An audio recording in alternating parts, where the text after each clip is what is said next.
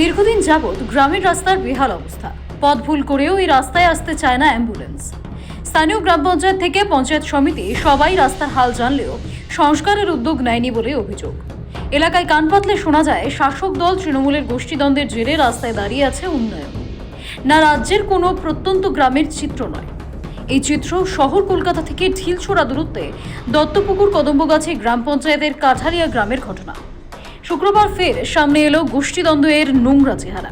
স্থানীয় সূত্রে খবর, এদিন সকালে উত্তর চব্বিশ পরগনা জেলা পরিষদের অধ্যক্ষ আসানুজ্জামান বেহাল রাস্তা পরিদর্শনে যান, আর তাতেই তেলে বেগুনে জ্বলে ওঠেন প্রাক্তন জেলা পরিষদের সদস্য মাহফুজুর রহমান। রাস্তায় দাঁড়িয়েও একে অপরকে শুরু করেন গালাগাল। দুই তৃণমূল নেতার মুখের ভাষা শুনে যে কেউ কানে হাত দিয়ে চাপতে বাধ্য। অশ্লীল শব্দগুলি বাদ দিয়ে শুনে নেব কি বলছেন দুই তৃণমূল নেতা।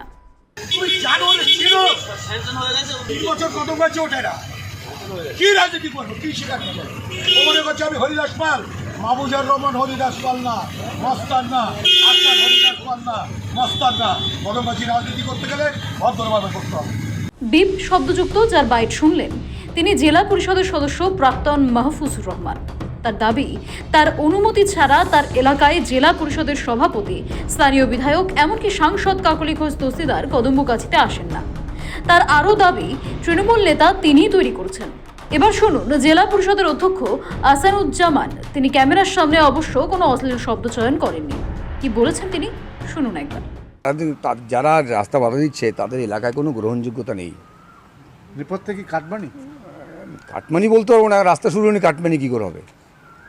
যারা এটা বলছে তাদের রাস্তার কোনো এলাকায় কোনো গ্রহণযোগ্যতা নেই। যিনি বলছেন তিনি এলাকায় থাকেন না। দুই প্রভাবশালী তৃণমূল নেতার প্রকাশ্যে অশান্তি নিয়ে কটাক্ষ করতে ছাড়েনি বিজেপি। স্থানীয় পদ্মনেতা তাপস মিত্র তৃণমূলের গোষ্ঠীদ্বন্দ্ব নিয়ে একটিও বাক্য খরচ করেননি। পাল্টে তিনি বলেন, ভোটের আগে কাজ দেখাতে চাইছে তৃণমূল, কিন্তু উন্নয়নের নামে সব লবডঙ্কা। তারা গেছে স্বাভাবিকভাবে, এতদিন যারা কষ্টের মধ্যে ছিল তারা বিক্ষোভ দেখিয়েছে, এটা স্বাভাবিক। সুতরাং আমরা চাই যে প্রশাসন যেন সঠিক কাজ করে, তাহলে এই ধরনের বিক্ষোভের মুখে আগামী দিনে পড়তে হবে না। বছর ঘুরলেই রাজ্য বিধানসভা নির্বাচন, আর তার আগে শাসক দলের রাজ্য নেতৃত্ব গোষ্ঠীদ্বন্দ্ব নিয়ে বারবার কড়া বার্তা দিয়েছেন। কিন্তু কে কার কথা শুনে, সেই ছবি ফের একবার উঠে এলো দত্তপুকুর কদম্বগাছিতে। এলাকার লোকেরাই বলেন, মাহফুজুর রহমান মুখে বলেন না, করেও দেখান।